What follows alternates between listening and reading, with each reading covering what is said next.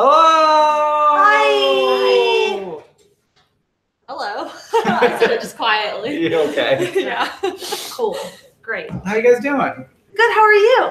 I've got the headache of my life. Oh no. I've had a sinus infection for weeks, and now it hurts very bad right here, right in between my eyes. And I went to the doctor, and she said, "Ooh, it's swollen." And I was like, That's not the And- thing you want to hear. And then Yeah, I can see it. yeah, and I was, and I'm like, why? Like, it's under my bones, right? And she's like, yeah, but sometimes like the swelling spreads out and the infection spreads out and then gets to be in your skin a little bit. And so she gave me an antibiotic, but I haven't taken it yet. I'm nervous about taking antibiotics because it messes with my digestion and that messes with my colitis, and then so I think I might just be, I don't know.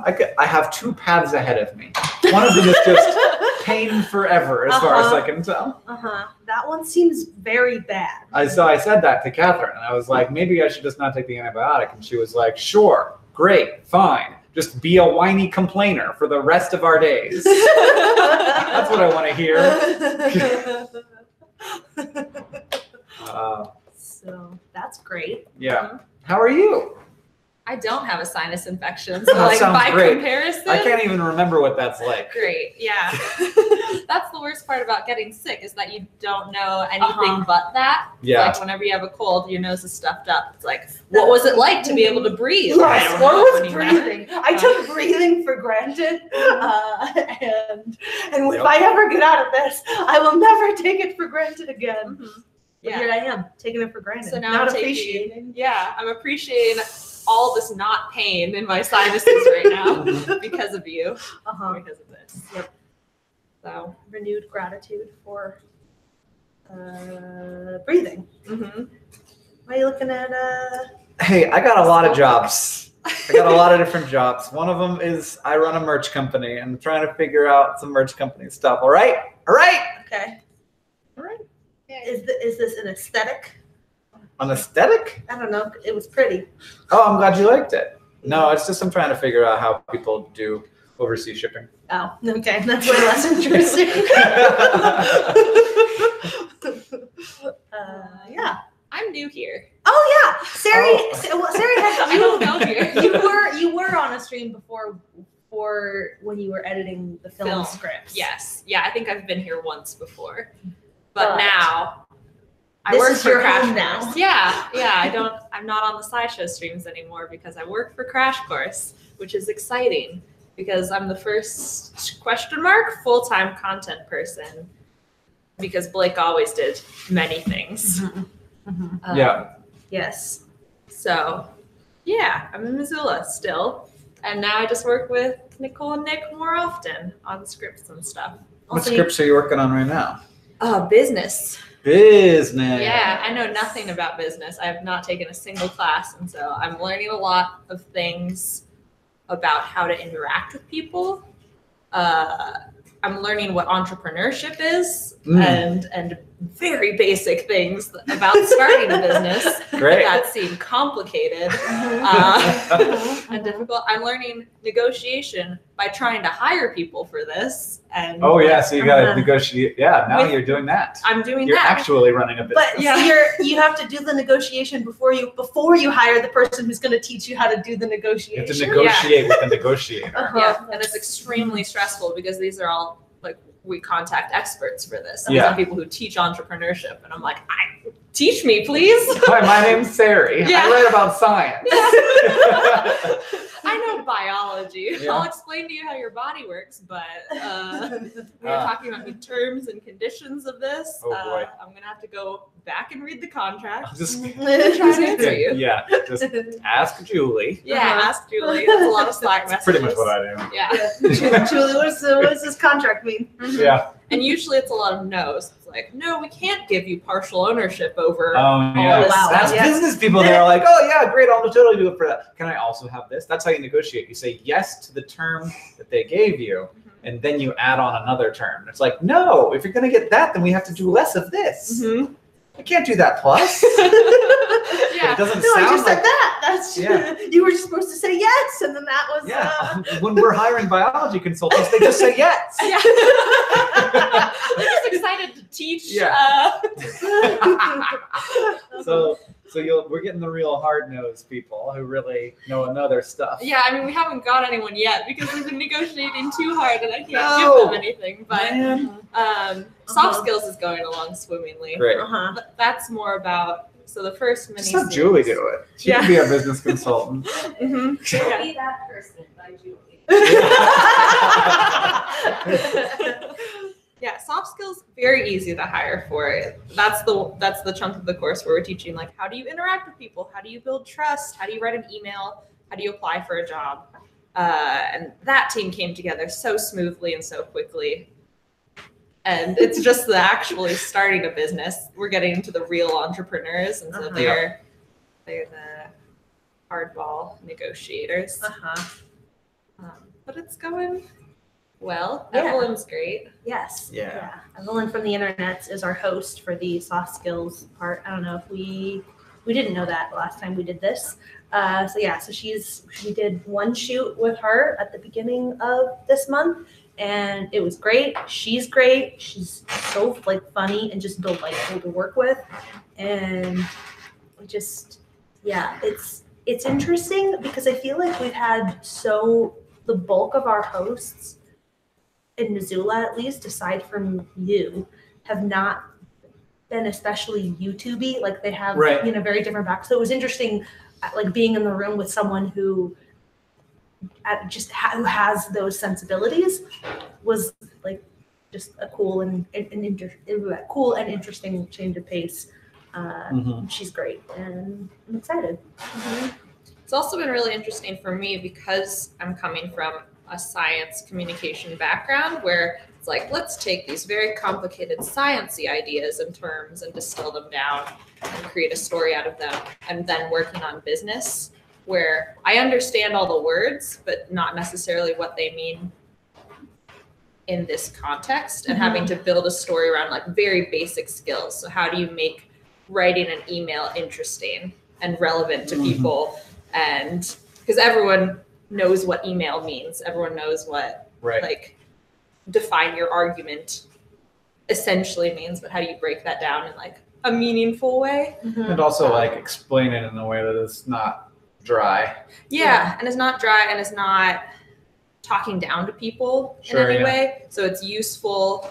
It feels useful for people who actually feel overwhelmed by something like writing an email or applying to a job or putting together a resume, but it's also useful for people who might have done it once or twice before, so we're not boring them too. Right. So striking that balance is new when you're not just when you're teaching a skill that someone is going to watch a video and then apply, as opposed to science, which is knowledge that someone is going to take in and then have in their brain and maybe use in some circumstance, on a test, but is mostly just in their brain. Yeah, the applied stuff as well. Somebody pointed out, Steve in the chat noted though that not knowing, being new to something is itself, useful. It can be an advantage, coming to Montana from Florida. You all the people are always up in your business saying you didn't know not to do that? And you're what? Why? How could I have? This is my first ice. I've never seen ice outside of the I felt personally attacked by multiple parts of that video. So what the argument that I'm not allowed to say I'm cold, that 30 is not cold. Say 30 is cold. 30 is cold. You can be cold.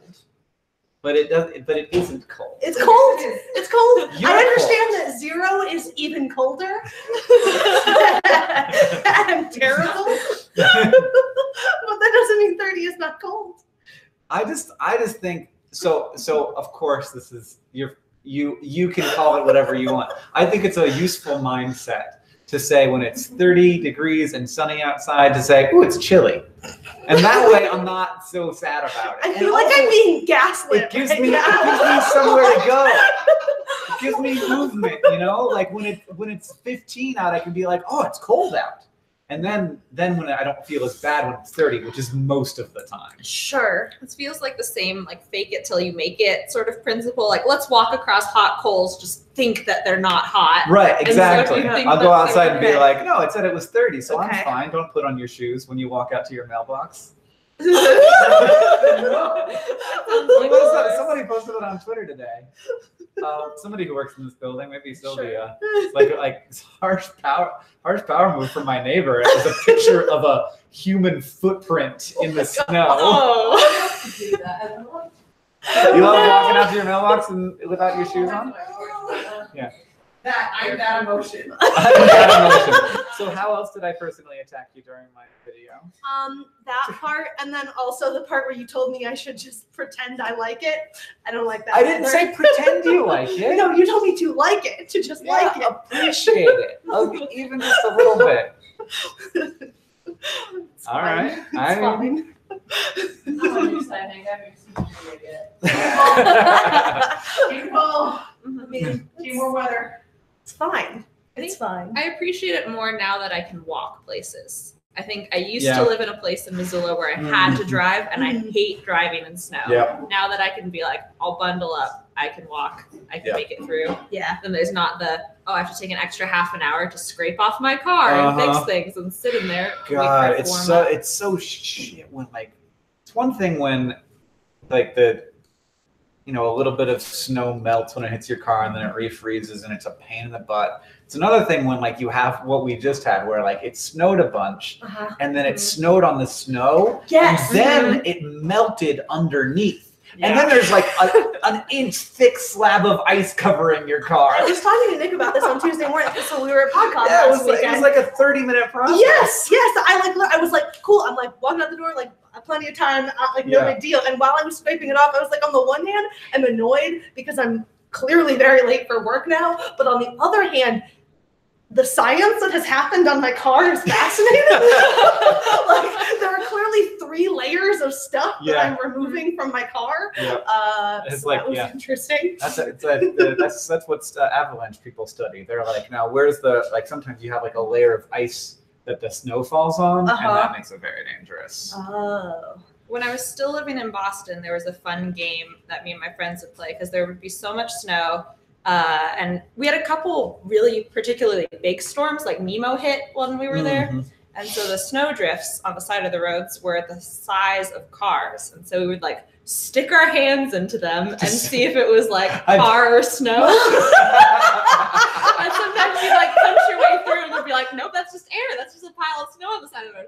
Sometimes you'd like hit metal and be like, oh, Car or snow? Car or snow? this What a poor great person's game. car. I is shouldn't just be able to abandoned. play this game. Yeah. Well, yeah. Once that happens, like, well, I guess I don't have a car until Yeah, spring. You're not digging it out. You're That done. car Yeah. is gone. That car is done. Yeah. My first winter living downtown, that like partially it was something happened to my car, something in my car broke and like needed to be fixed. But there was but I was walking to work, and then we had like a couple big snows, and then I was like, nah, it's just done. I'll deal with this in the spring.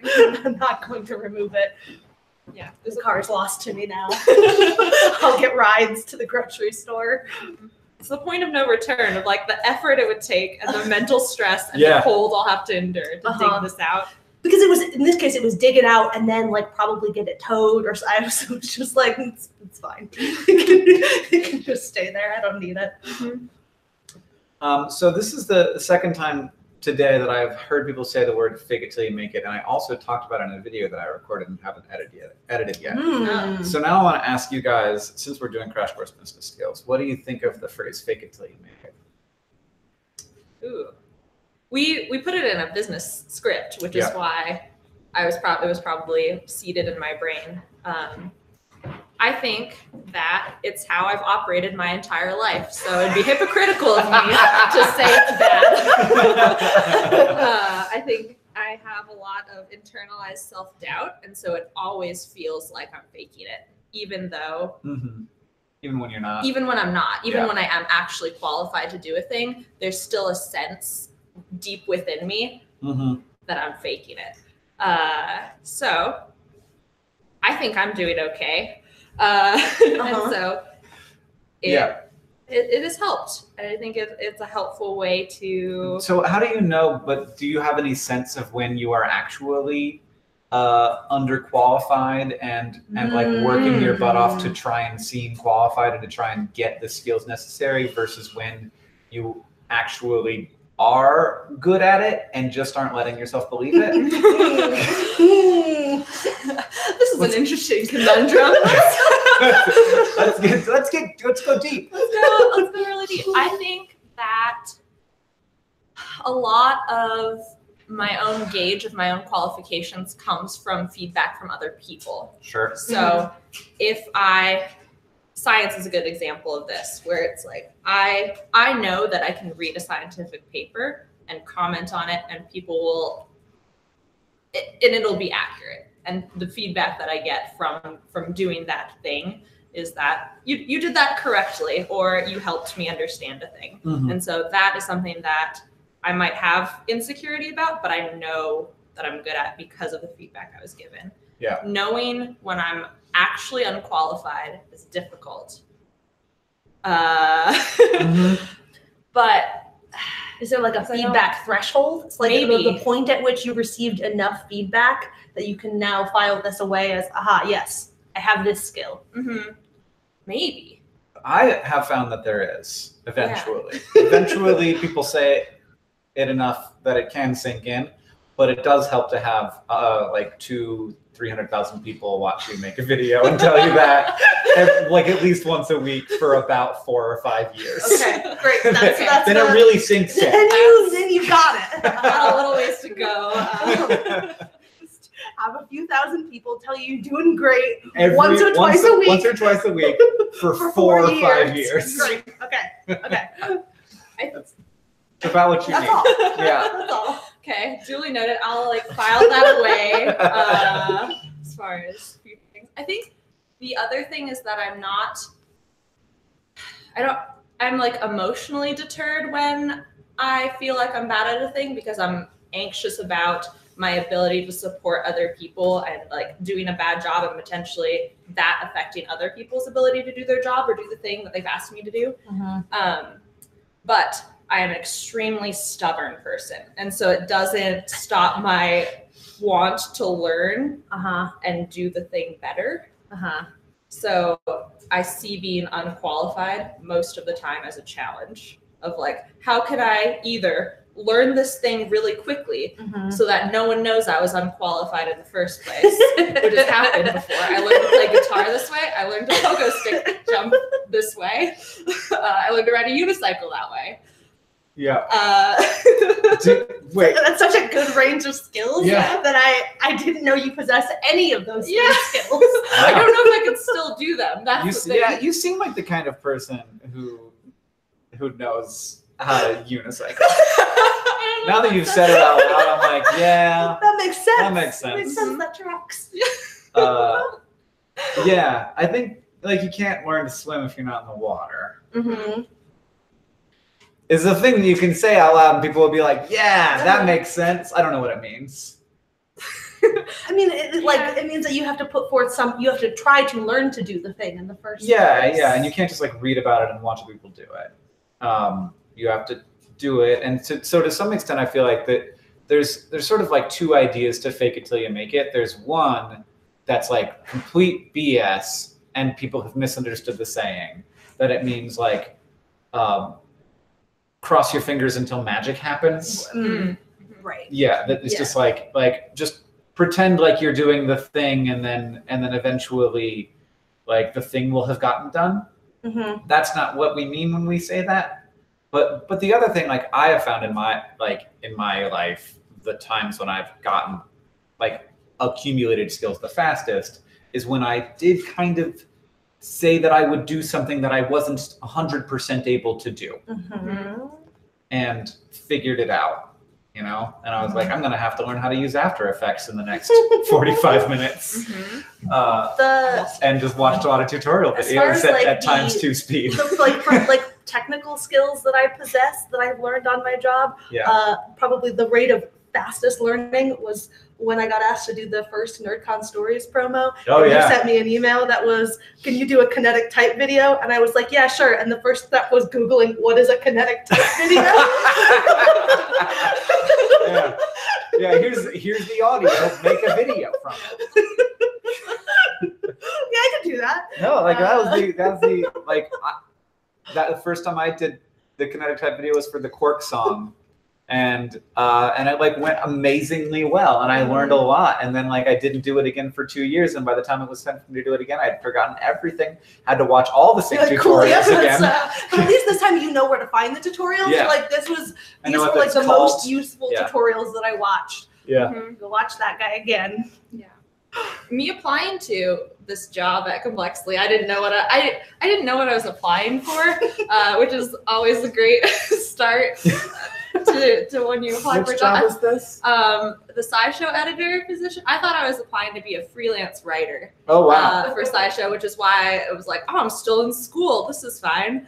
And then Blake asked me to edit a script as a test, and I had no idea what I was doing because I'd never done that before. I'd written scripts for videos. I had like film scripts. I'd done a lot of production and post-production stuff. That was like most of what I did in school. And then all of a sudden Blake was like, well, do these words. And I got hired somehow, so You did the words real good. yeah. And Yeah, that I good- didn't even good Google how to edit a script because there was no resources. Yeah, I know. Just Right. like, I'd love to watch that video. mhm. And I've thought about it as I've edited scripts sometimes because, of course, I make a lot of videos. But usually I can't do it because I would feel like the person who wrote the script like didn't agree to that, Yeah. level of.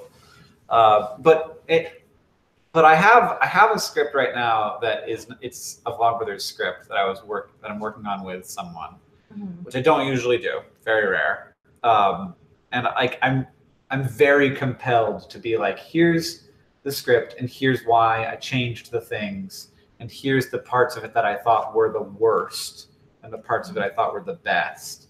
And like, like everything from like this sentence could have is 15 words and it could have been 8 to like, it didn't feel like the narrative structure of the script was working quite right. And so I did some fundamental bigger changes. Mhm. And I think that'd be really interesting because don't ever see, there's no script editing tutorials in the world. Mhm. Yeah, that has been the most difficult, but also one of the most rewarding parts of my job is learning how to express my gut feelings in a way that is both sensitive Right. to other people's feelings because I don't just want to tear apart work and just trying to articulate them Right. instead And of it's just I feel that time-consuming. this is bad. Because it's all about communicating. Mhm. And so you the script is about communicating clearly, but then you have to communicate clearly about why something isn't being communicated clearly. Mhm. And it is really important when you're dealing with someone's creative work to not be just go through and be like, I fixed it. Actually, that was the first time I ever got edited. I remember this very clearly. I sent in my script. It wasn't a script. It was a magazine article. Sent it in, and they didn't edit me to me. They just edited it and then released it. So I didn't see the edit until the magazine came out, and I was like, what the is all this? Yeah. Why is this so different from what I wrote? And why didn't I know that this was going to happen? But they just didn't, magazines, they just didn't have time to walk me through what they were changing and why. Mhm. They used my, what I wrote as kind of a guide for the thing. And that was it was a little uncomfortable, and it wasn't uncomfortable in that you changed my creative vision. It was uncomfortable in what was bad about this that you had to change it so much. Mhm. And there's also just the set, there's a weirdness surrounding, that's not really my sentence. Right, yeah, it says Hank Green. But yeah. There's a bunch of stuff not written by Hank Green. I had an internship in college where we wrote a lot of the interns wrote blog posts about different pieces of legislation. And it wasn't until halfway through the internship that they started to actually talk us through the edits for similar reasons of just time. They were we gotta, this thing is happening. they made a bunch of edits, and it was a similar experience though. If like I see that you've made all these changes, and I don't know how to. I'm going to keep sending you these things that you have to rewrite because you're not telling me why you are rewriting them. So, I don't think that I ever wrote for that magazine again. Right. That's that's in that case. That's fine. This is like an ongoing thing though, and like it feels like you should be having a conversation with me about the things I'm doing wrong that are causing you to have to do all the work of rewriting everything I give you. But well, I think part of it too, like the biggest challenge for me going into this was that I know how I like to write, and I know how I would phrase a thing, and I know like if I was given this prompt, what would come out. And so when I was a worse editor, and I think I'm still learning a lot, I would just be like, this doesn't sound right. I don't know how to articulate it. I'm just going to rewrite the sentence and it'll be fine. And if they ask about it, I don't know what to say because it's just like, this sounded better to me. And as I've become a better editor, I feel like I've been trying to focus on bringing out the writer's ideas and pushing them to be a better writer, to articulate it more clearly. And because otherwise you're just making work for yourself. Otherwise I'm all just like rewriting half a script all the time, and that's bad. Which is the fastest way to do it for that script. Yes. Right. But the slowest way to do it for the third or fourth script after that. And I often have that impulse to just be like, I love suggestions mode in Google Docs, because then when I have that impulse extremely strongly, I can just write a sentence in and be like, I'm just trying this out, it's fine, and then explain my logic behind it. And so that's usually my middle ground between leaving a comment on something a writer wrote and saying, could you fix this in this way? Right. And just like rewriting something completely. And be like, here, I'm modeling this. Here, my thought process Here's why. in this sentence. And understand, and like explaining why you think something is better. It's work, you know, but like it otherwise, you know, you just keep getting scripts that are only halfway there. But it also makes you better at it too, if you are able to articulate what is, you know, why you think something is better. Anytime that you have to explain why you think the things you like, make the choices that you make, you are ultimately better for it. Yeah. Yeah, it just takes time. But it takes time. Except that you're out that time. In which case you are worse for it. But overall, time invested in being a more thoughtful person, I guess. I don't know. Whatever. Self-improvement. Professional improvement. What's happening? Somebody said, Ruby said. This was relevant? Okay. Yeah, this is off topic, but the picture in the background reminds me of the stained glass window at St. Martin in the Fields. Oh. So I Googled it. Okay. But except that this is way better. Very good. That's cool. I think that's just ribbons on felt, and I think that Sam or Rachel did it, or maybe both of them. And it's on top of a TV, if you're wondering. It's the TV cover. We have a TV cover. Yep. We should make a new one. For stuff like this. Yeah. This is why we have a TV cover. Why do we have a TV? We have a TV so that we can present presentations on it. We did use the TV for that purpose once in the time we've been in this building. And it's because this is technically a conference room. Yeah. And so you want to have some way of showing things on the screen on conference. We've also watched movies on it. Yes, we the staff have after hours. Yeah. We also did it for Crash Course Film, which was that's true. Work. That's That true. was That's work true. hours, That was- after hours. It was after hours, but it was work. Yeah. There were at least 15 movies that were, in fact, work. Watched on this TV. Yeah. What a good investment. What a great investment. So, Steve had a good point that I want to say out loud. He says, first he says, if I waited until I knew what I was doing, I would never get anything done. What a mood. And then he said it takes a certain confidence that a failure won't be a catastrophe. That is 100%. Like that's you've like spoken to a fundamental thing that is wrong with me is like that right there. That sentence. those two sentences. Like that's I am very much I am very easily immobilized by that sense of I don't know how to do this, and that if I'm bad at it, like if I am bad at something, then everything is bad. It's like a perpetual state. Yeah. It's like, oh, well, now I know that I can't do that. Yeah, I just can't do that. Like, Yeah, and I can like sometimes when I get negative feedback on something, especially when it's something I'm new at, I have the thought like I'm just not good at that thing, even though like it's the first time That's I did like it. not how being good at things works. Yeah. Yeah. And two, I can sort of get stuck in an anxiety spiral about it. Yep. Where I'm second guessing everything and I can't decide whether something is good, and I like lose my ability to like objectively examine my own work. Because like I'm like my anxiety response is so heightened that everything looks like trash. And for me, it's that, and then also like placing way too much of my self-worth into this sense of like, if I don't like, to a degree, it raises the stakes of this thing to the point that it becomes impossible. Like there is no winning, because my entire value as a human is tied to whether or not I successfully do this small project or task. Yeah, and it's like totally like crippling.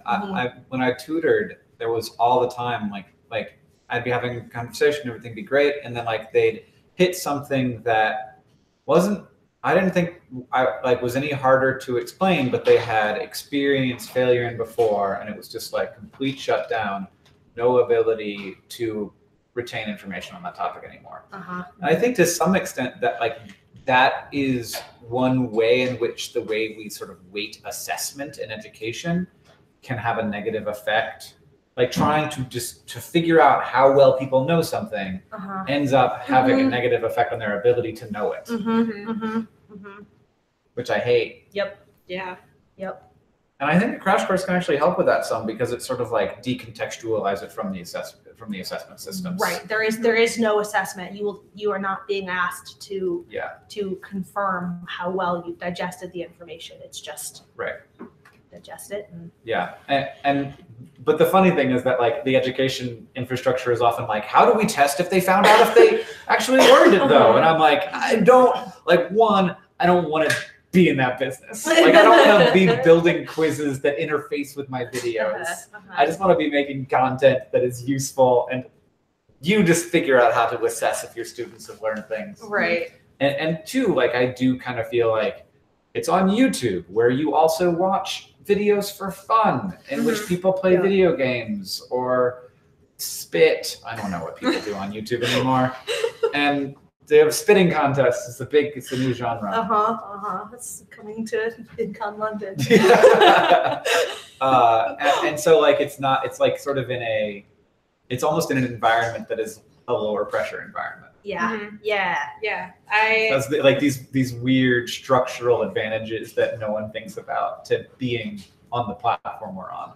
Yes, that is like the fundamental difference between the two types of video that I worked on in college, because I did a molecular biology course for the platform edX, where it was all about assessment, and like we had to write multiple choice questions, and we did A/B testing to see if people learned differently or retained information differently based on different host voices and different like degrees of animation and material and things like that. It was all based on how people retained and like the watch time of these videos, and weird links and jumping to conclusions about the metrics that we had and students' ability to complete exams in real life, or like replacing a college course with this. But it's still fundamentally within the academia structure that we have, where you like learn a thing, you're assessed on a thing, you write papers about the thing, or you go on to do research about this thing. And YouTube video just operates in a different space. And with different audiences and different goals in mind, and with like such a lower barrier to entry, because it makes things accessible for people who don't necessarily learn in the traditional, let's be lectured at for however many hours and then take an assessment. Or it's like has that heightened anxiety in that environment. So like you bring them into a new environment to learn. If you have that and that is a block for you, come over here. and the like, I kind of feel this way about textbooks. Like I always had a very hard time learning out of a textbook because I felt like, look at this giant brick of knowledge. I'm never going to be able to like retain everything inside of it. And I almost feel like immediately my brain shuts down when I start reading. And so I'd like to read that paragraph 4 times. And I don't think that's just the writing, or maybe I don't know that it's the writing at all. Like it might be really well written. I'm just like, I'm feeling textbooky right now. But like the container. Yeah. Like I don't like the container. The container is giving me anxiety. But that being said, I don't think that I would like really like just explode with pleasure if a textbook was the size of a mass market paperback or like was contained inside of a comic book or something. Right. And also, like, we have had a lot of different times when people have been like, we need to, you know, what evidence do you have that your content works well? And we're just like, none. It's all anecdotal. Like, if you want to use it, use it. If not, don't. All right. And, you know, our evidence that it works well is that people use it. Mm-hmm. And I don't know, like, does it have to be more than that? Does it have to always... I'm a science guy. I'm in favor of science. But does it have to always be science? Well, I think that I feel like a lot of the discussion around how we use video in education is like an either or. Like people want the one thing that will teach students in the most comprehensive way and make them know everything and make them feel empowered to use this information to go on and be employees and things like that. But I feel like a big way that crash course videos are used anecdotally are as fillers in the middle of lessons to like either reinforce a concept or to give some groundwork before diving deeper or things like that. And that seems like the state of education, where the state of education is heading to me. It's like we are now developing all these different tools that teachers can mix and match and combine as they see fit to create the classroom that they want to create and to get across the material. And it's not going to be like, here's this one unified educational tool. And so in that sense, I mean, some evidence to show that crash course is useful would be nice, but we don't need to have the same assessment metrics that people would use for a Coursera course or an edX course or something that is collegiate certified and needs those certificates, because that's not. Because it's meant to stand it to be, in those cases, it's meant to be like the whole thing, and the way the crash course is not, and has never been meant to be. Yeah, it's meant to be like a way in or reinforcement or review or any number of things. I'm so hungry. There's a lot of good educational discourse in this chat. Yeah. I dig it. Really. Teresa's here. Like it. I was boxed at work. Teresa was on that TV. Yeah, the one you've time been on that the we TV. used this during.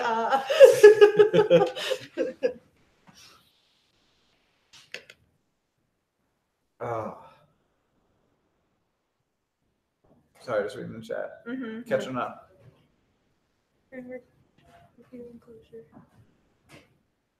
Yeah.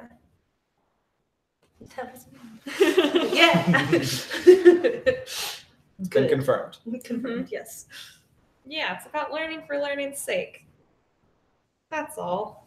I think that's when I like really started. I was always good at school, like in quotes, good at school.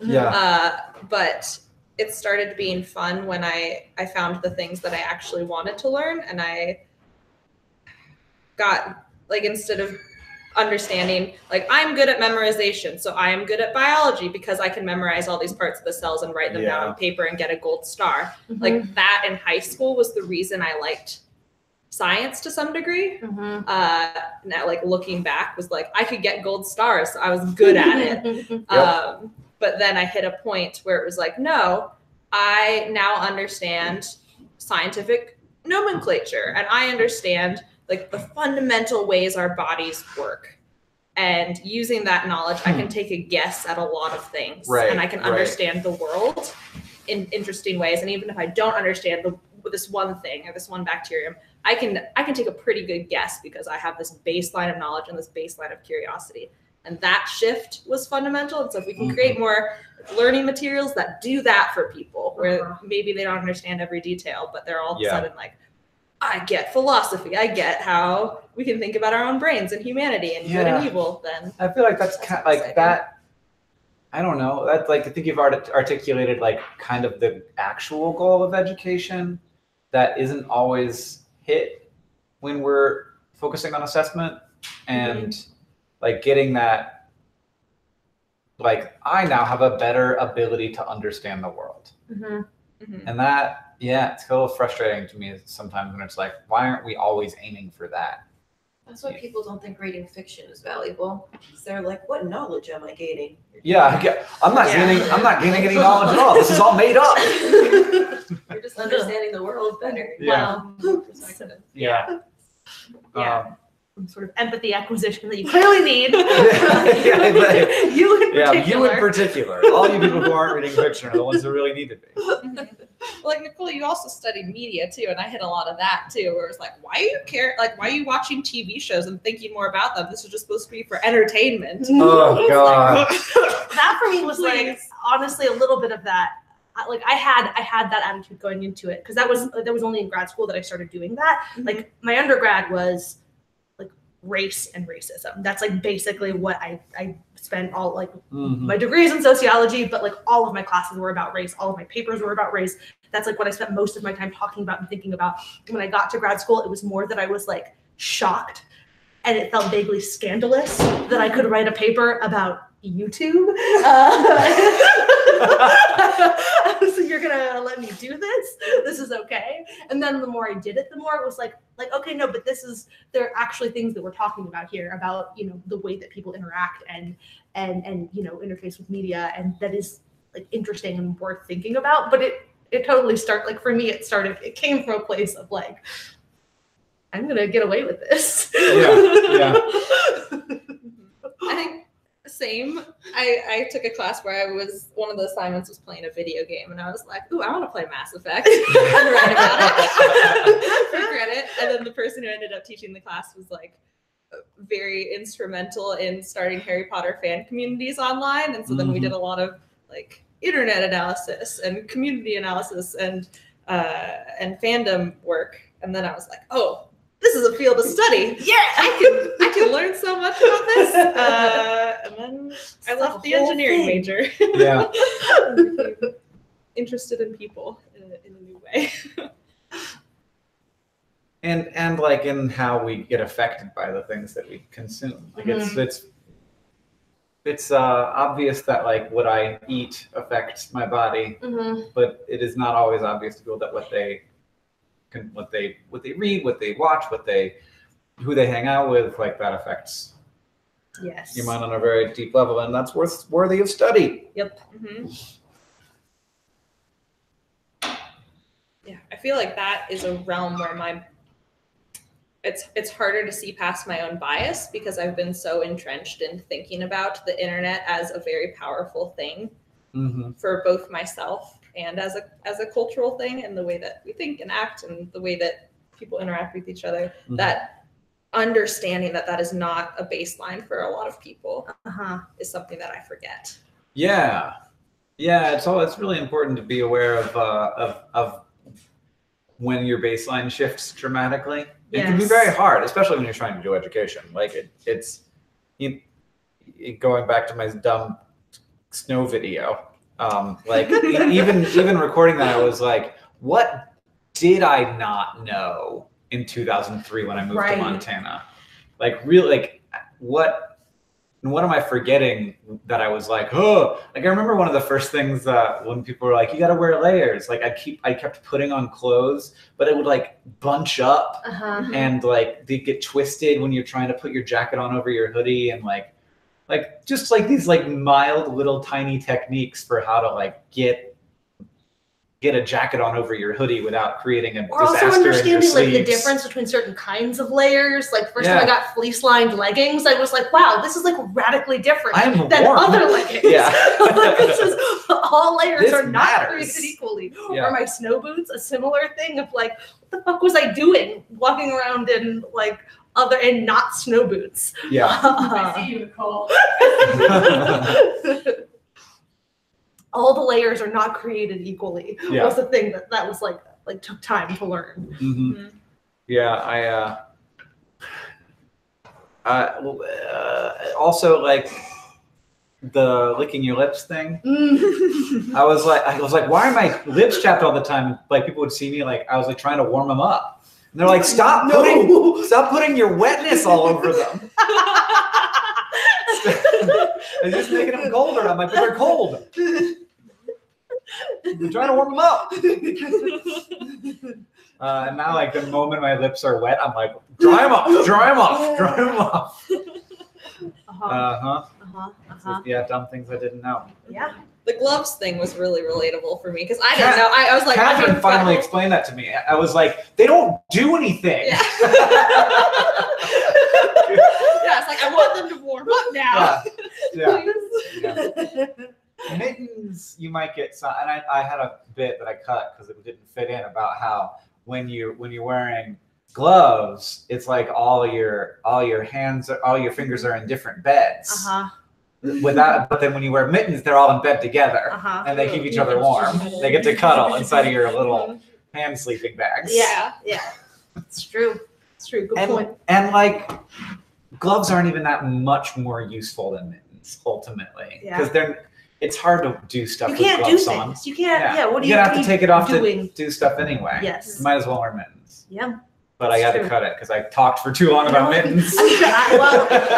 I'm now convinced. I'm gonna go get myself some mittens. Do you not own mittens? I don't own mittens. I only have gloves. Oh, I'm sorry. I let you down. See, this was information. Yeah. Should have been in the video.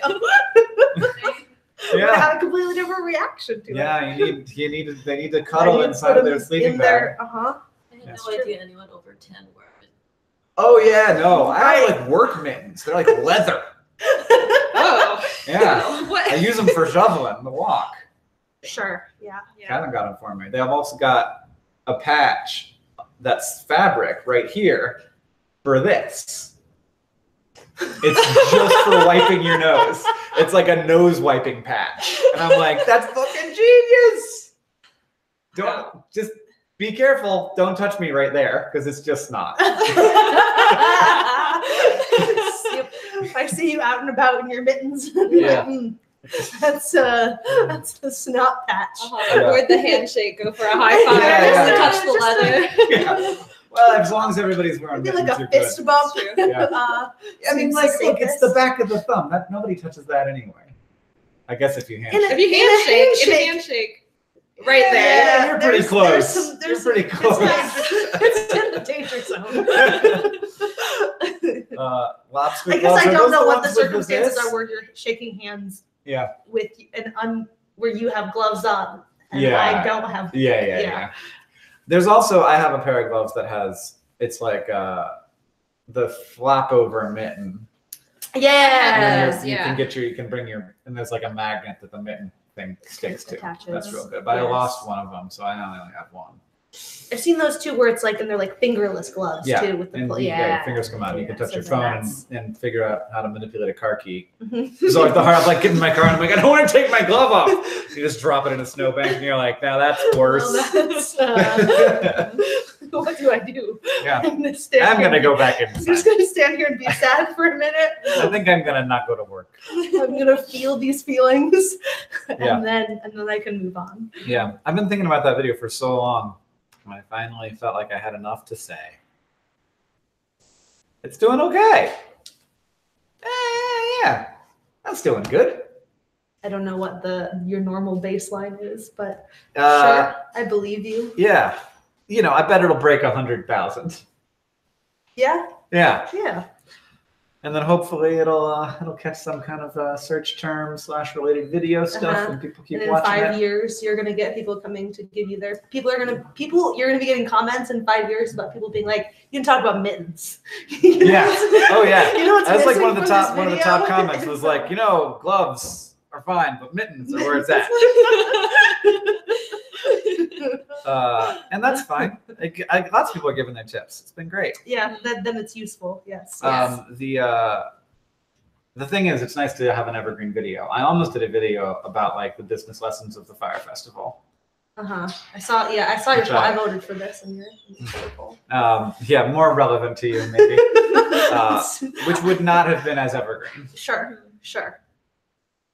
But Maybe you can still do that one next week. I'd recorded like a 25-minute long Hank's channel video about it. Okay, good. So I think it might get uploaded at some point. I don't know when I'm going to edit it. I'll watch that content. Just upload it. That's why I was like getting into work today. I was like, I finished recording that. I was like, it is 1:55 right now, and my car is still covered in snow. Woo! Yeah.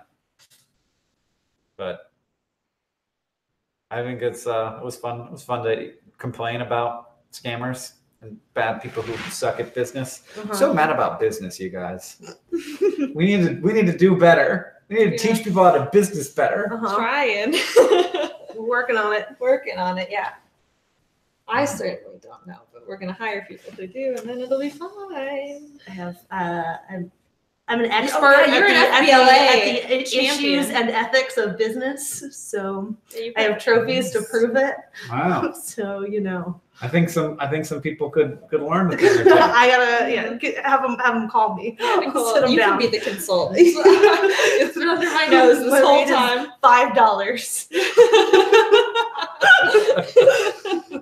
Teach you everything I know from the Future Business Leaders of America business ethics and business issues competitions. Hell Good. yes. Yeah, just read it. Are they speeches that They you were- prepare they were- beforehand? Issues was prepared in advance speech. There's a single topic for the entire like competition, whatever Did you have season. Did you have an issue?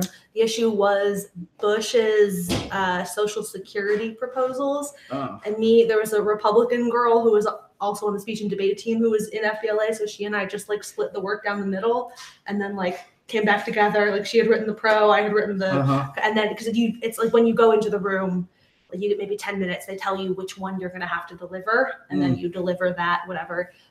Issues or ethics, that was issues. Ethics was like extemporaneous. So you would show up and they would give you, I think you would still also get like 10 minutes to prepare, but you would know nothing beforehand. You would just show up and they would give you an ethical dilemma. And then your team, we had 3 people, the team like discussed the dilemma and then went in the room and here's how we'd handle this. Sounds like good job interview This strategy. ethic, What was your ethical dilemma? I don't remember any of them. There were a lot of them too over the course of the process, but I don't remember what they were. I'm sure there's like on like the FBLA website, or, FBLA ethical dilemma. new job interview questions. You have flashbacks now, like Nicole, here's your I'm like sitting in this hallway, being given a little slip of piece of paper. Yep. They're just grooming you. Surprised you didn't get snapped up. It was our great joy at the state competition. The nationals were like 3 weeks after graduation, and I was like, I'm not gonna do more school 3 weeks after graduation. And we were elated when we placed like just high enough that we got to go on stage to get our trophies, but low enough that we didn't make nationals. I was like, this is perfect. I already got accepted into colleges. This is no longer relevant to my life. I'm done. Yeah, that was my problem. The year I went to nationals for a history competition, it was great, very exciting. Got to go to Washington, D.C. Bad news, had to come back, take my finals after everyone else did, like into the summer or something like that. Oh, God. That's gross. This is gross. Like I have to. You guys know like the path of all of these things that I headed in my like 2002 graduation. I did nothing. I had no extracurricular activities. I like went to my friend's house and like we sat around and ate chips in a playground. I did nothing. I had nothing. The anecdotal evidence on this scholarship is that you should just do nothing. Comparing the outcomes of hey, you guys got a lot of time to catch up. I'm not that much younger than you. You're like 10 years younger than me. You're like, I don't know how old you are. Of 30. Okay. You're like 10 years younger than me. I'm nearly 39. Great. I'm pretty sure. I've had several people ask me how old I am in the last couple of weeks, so I've kind of locked in on the fact that I'm almost positive I'm 38. You said it enough.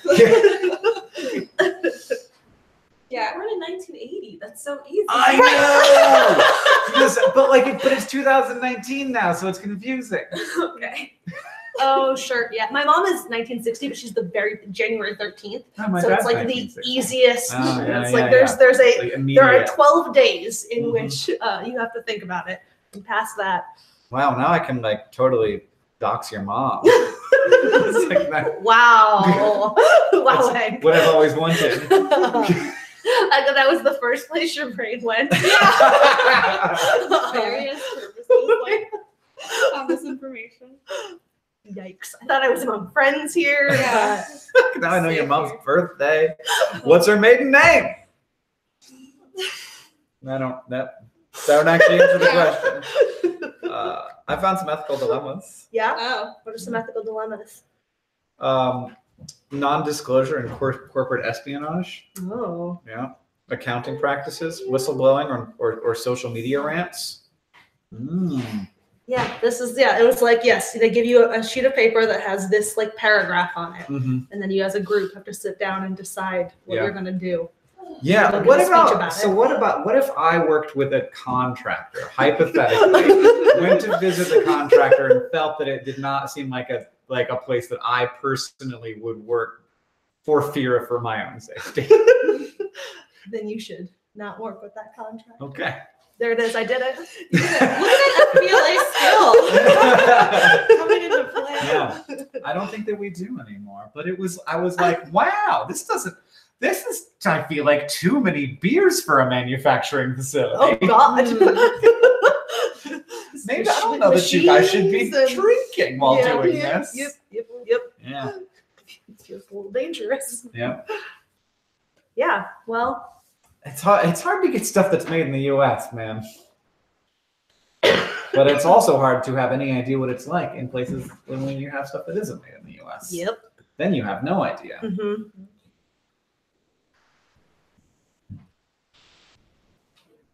What do we got in the chat? Do you guys have you ever been tempted to espionage corporately?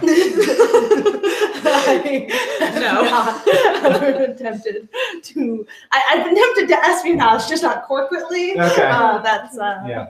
Oh yeah, I was really into like spy gadgets as a kid. I cut Oh my God! Spy Yeah, all the gadgets. kids' spy gadgets were Oh. the best. all the spy gadgets I made for my birthday one year. My dad cut a hole in the wall and put in a fake electrical outlet and just gave me a key as the present. And that was it. No explanation. And it took me like a day or two to figure out what the key was for. And it was just like, you I put the key love in the your screw hole. dad. Sarah's got the best dad. This is the second time today we've talked about how Sarah's got the best dad. Was your dad our Patreon patron for Yeah. Sasha First? Deeply embarrassed by it. His support.